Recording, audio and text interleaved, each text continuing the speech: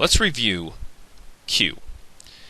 In earlier studies on equilibrium, we met the variable Q, which we called the reaction quotient, and which we defined as what you get when you plug the reactant and product amounts at any given time into the equilibrium constant expression.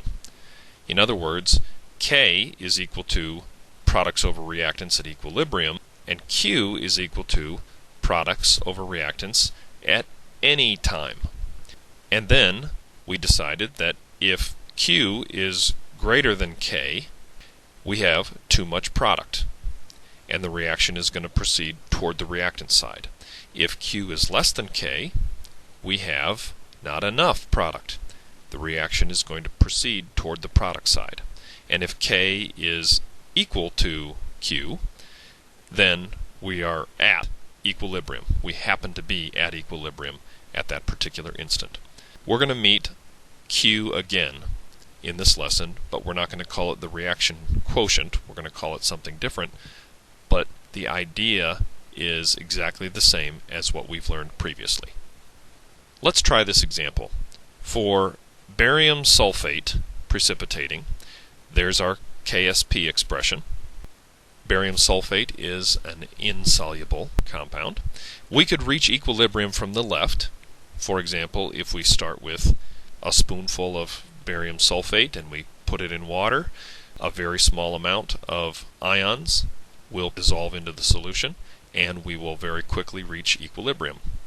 Or we could start from the right. In other words, we could start with some barium ion, let's say from barium nitrate solution, and with some sulfate ion from, say, sodium sulfate solution.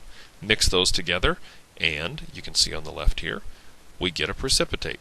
There again, we will now have an equilibrium set up between the undissolved solute and the ions.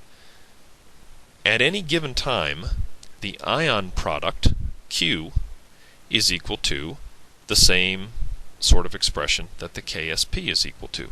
And by comparing the magnitude of Q and the magnitude of K, we can decide which way the reaction is going to tend to proceed. If Q is bigger than the KSP, then you can see that we have too many ions in solution. And if there are too many ions, then we're going to form some precipitate from those ions, taking the ions out of solution. If Q is less than the KSP, then we have not enough ions in the solution, and some more will dissolve out if there's some available salt that is sitting, say, in the bottom of the beaker. And of course, if Q is equal to KSP, then the ions in the precipitate are in equilibrium at that particular instant. Let's do a problem that illustrates a few of these ideas. Will a precipitate form from mixing these two solutions, lead 2 nitrate and sodium sulfate, which, not coincidentally, which were mentioned on the previous slide? First of all, we look at those and we decide that yes, those are both soluble salts. All nitrates are soluble, and all salts that have alkali metals are soluble. So if we look at those two solutions separately, they will look pretty much like water, without any precipitate, no floaties, no sinkies in those solutions. When we mix these, if any precipitate forms, it's going to be of lead 2 sulfate. That is an insoluble salt.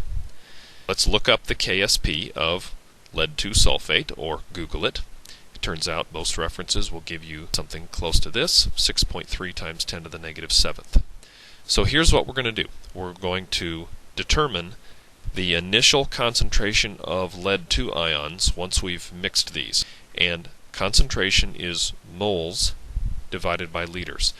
Moles of lead 2 ion are found by taking molarity of lead 2 ion times volume of that solution.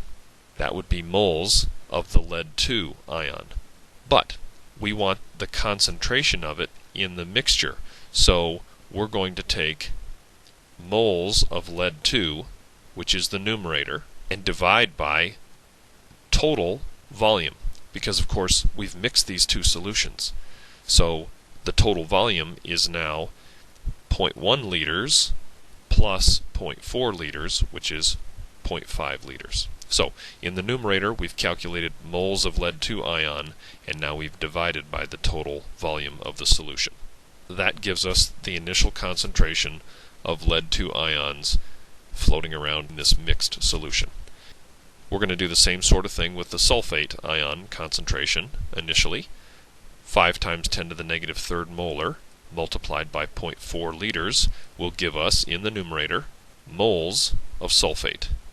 We want concentration of sulfate, so we need to take moles of sulfate and divide by total liters, which is 0.5. That gives us this initial molarity. Let's find Q at that instant by multiplying these two concentrations, and we get this number, 6.4 times 10 to the negative sixth. Now what we do is we compare that Q with the KSP. The KSP gives us an idea of how many ions can be floating around in there at equilibrium. And you can see we have, at that first instant, roughly 10 times too many ions floating around in the solution. 6.4 times 10 to the negative sixth, and the KSP is 6.3 times 10 to the negative seventh. So we have 10 times too many ions, which means that some of those ions are going to precipitate out.